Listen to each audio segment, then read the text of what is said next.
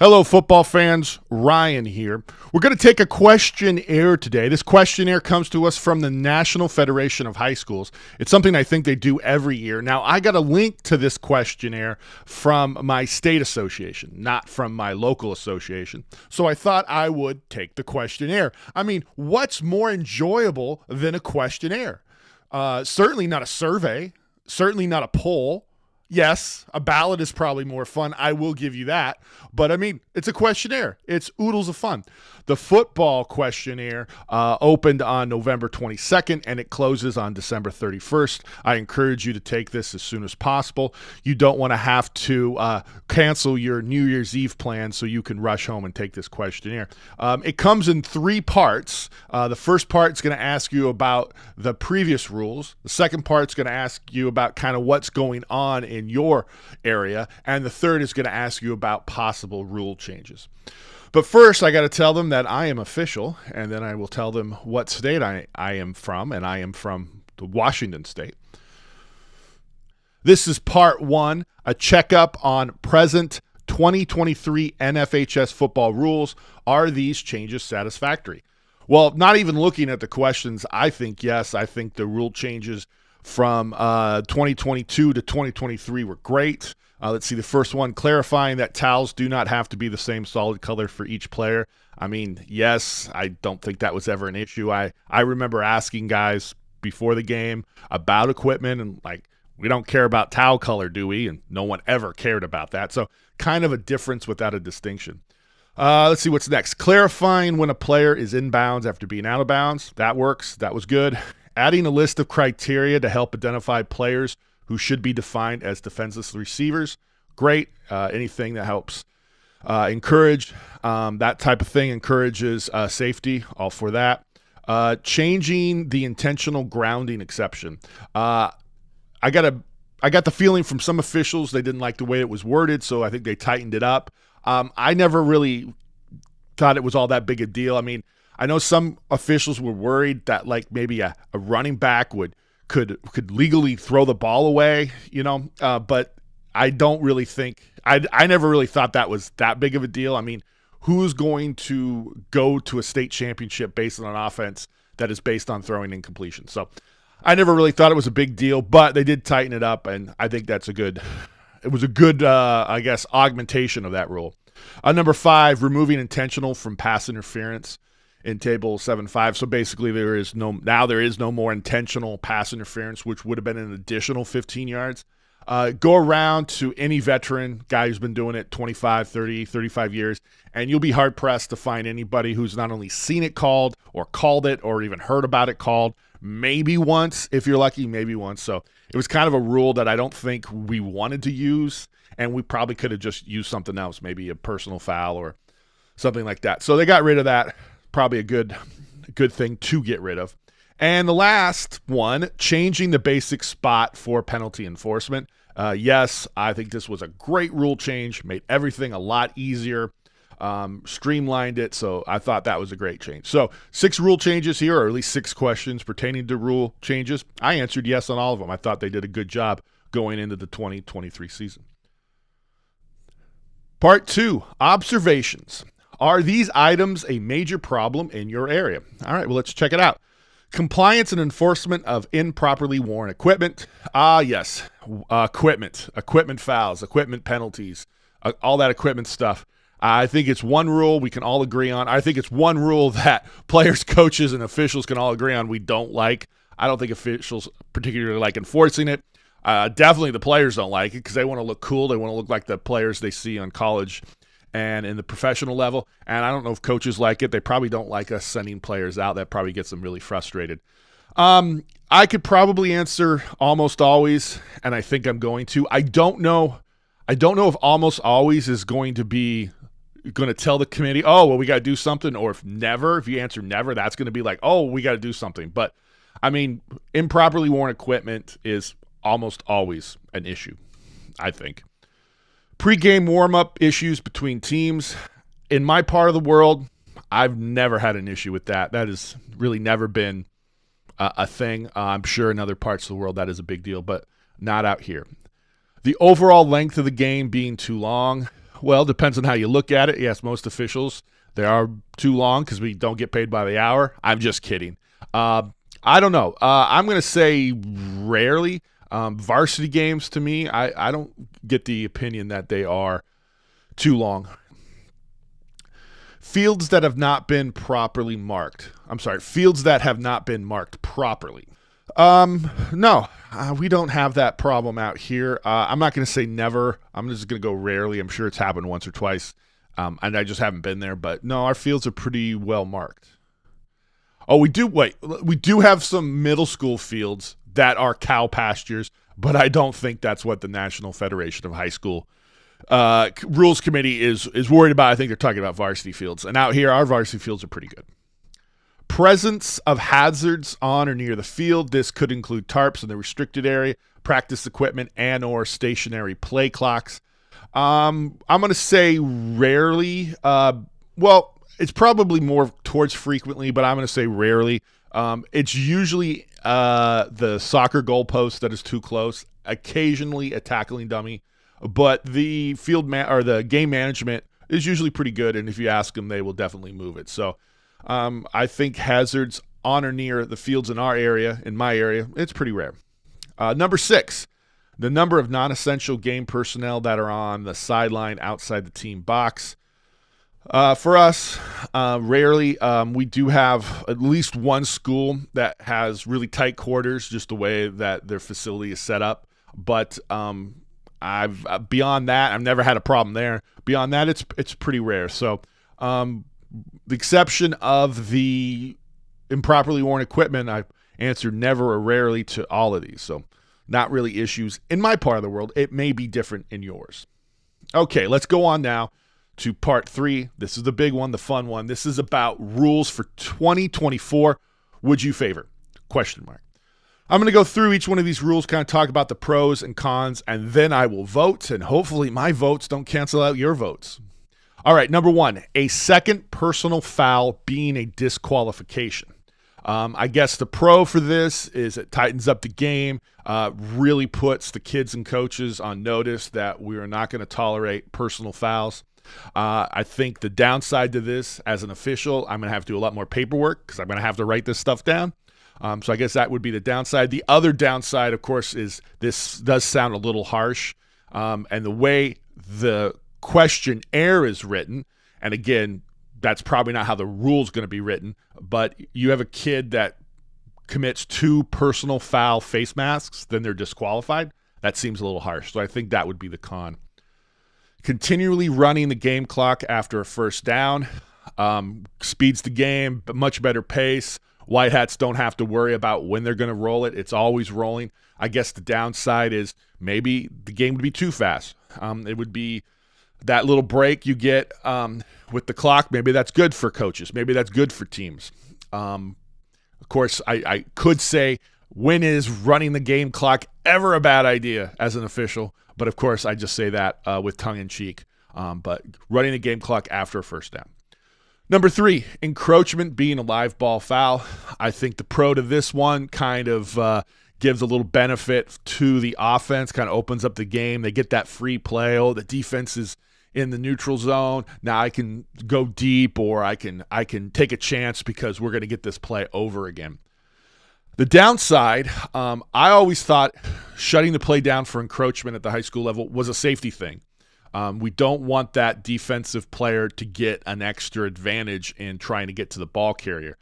Maybe that defensive lineman had a date stolen by the quarterback, and they really want to get to that quarterback and take him out, and so they can kind of cheat a little bit and get that head start. I don't know. That's just me. So I think positive about number 3, kind of opens up the game a little bit. Negative, a safety issue. Number 4, defensive pass interference being an automatic first down. This used to be an automatic first down. And I always had this in mind, and I don't know. This is not true. This is something that popped into my head. There was a very powerful team in a very powerful state with a well-connected AD and a well-respected coach. They were playing a team that they were heavily favored to win, and they had this team 4th and 30, and for some reason their opponent throws an 8-yard pass. It was defensive pass interference was called. They get an automatic first down. They go down and win the game. The team, the coach, the AD were so upset they petitioned to have this defensive pass interference being an automatic first down reversed. That's definitely not true because I just made it up, but that's how I think of this. You have a situation where you have 3rd and 30 or 4th and 20, and a short pass gives a team an automatic first down.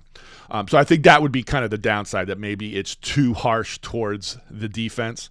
I think the positive or the pro for this is it, again, kind of opens up the game, gives a little bit better advantage to the offense if they do earn that pass interference foul.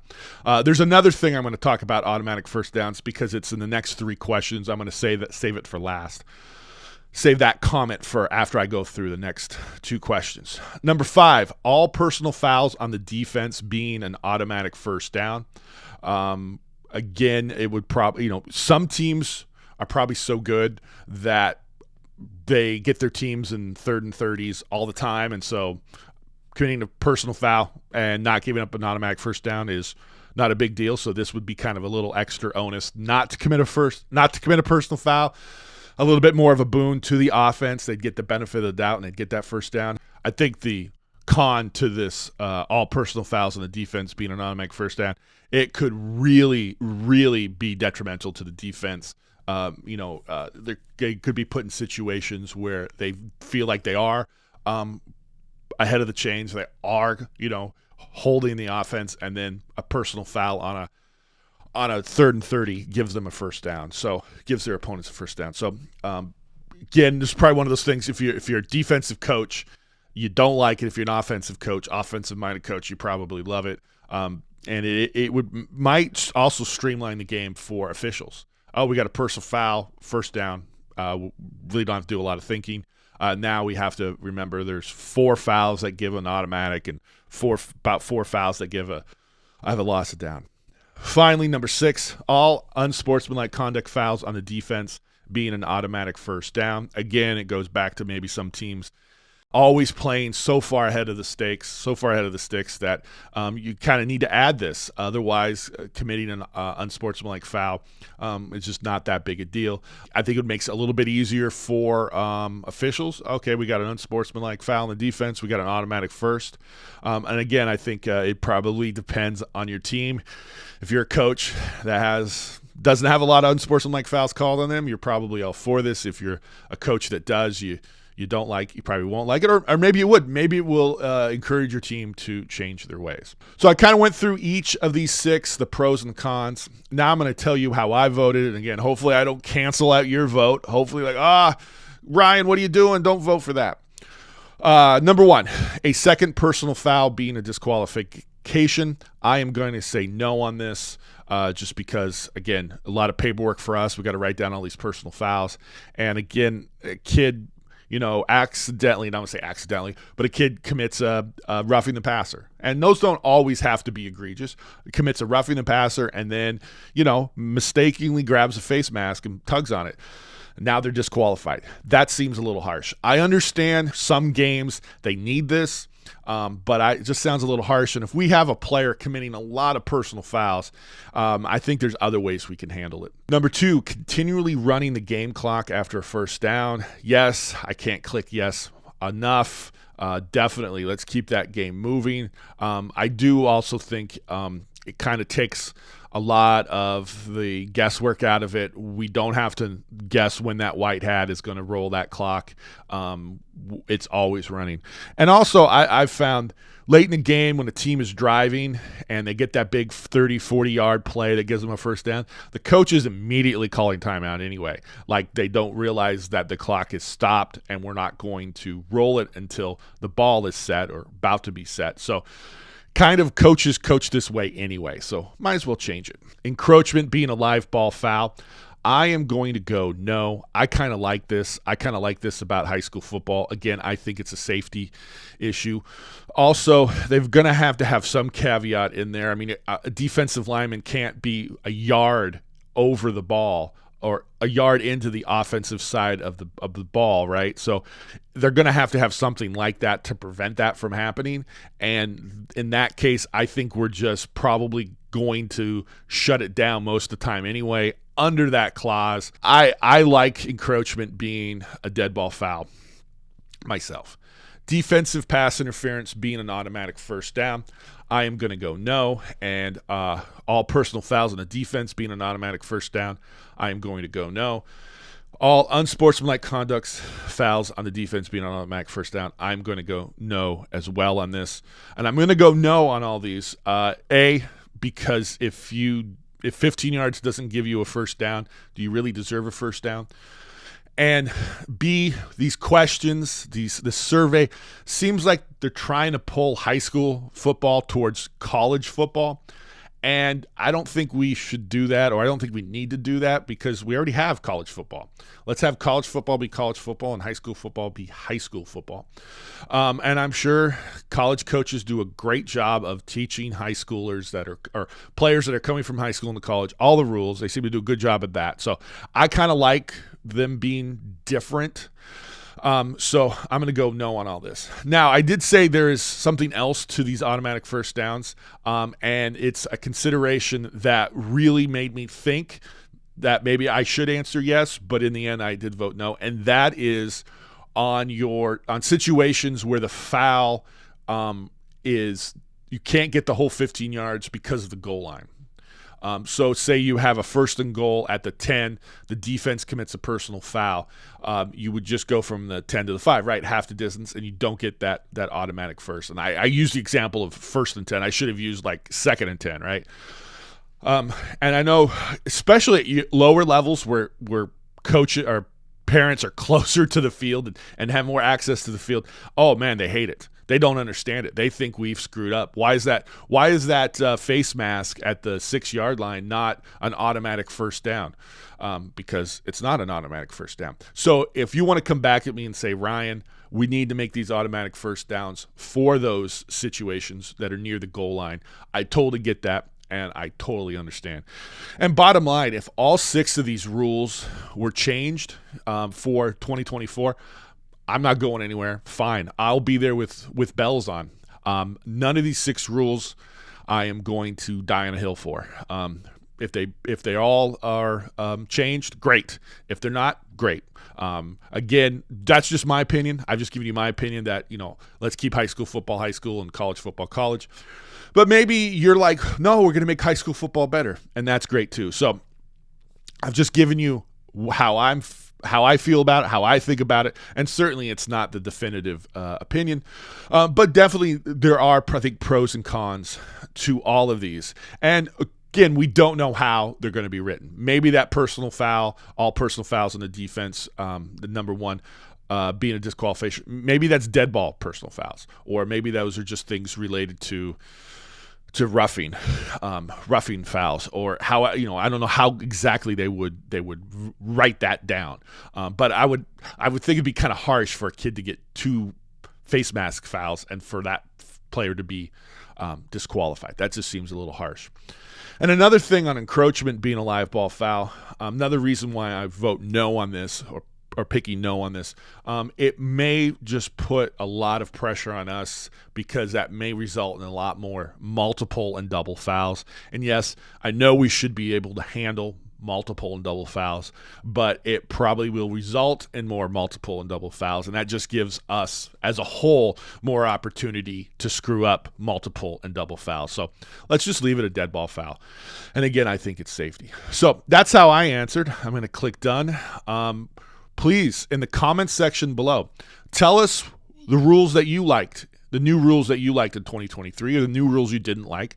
Please tell us what issues you're having in your neck of the woods. That would be part 2. And please tell us what of these 6 possible new rules that you would like to see installed for 2024. Are you a fan of encroachment being a live ball foul? Let us know. Are you a fan of all defensive personal fouls being an automatic first down?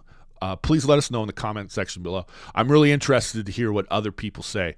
Now, if you'll excuse me, I'm going to go back and I'm going to take the soccer questionnaire. I really want to see if I can't get rid of offsides. I mean, it really takes away a lot of good goals. If you got something out of this video, and I sure hope you did, please like and subscribe. If you're already a high school football official, have a great season. If you're not a high school football official, now is the perfect time to become one. Contact the Evergreen Football Officials Association and we'll help you make it happen. Until next time, we're the EFOA, making good officials better.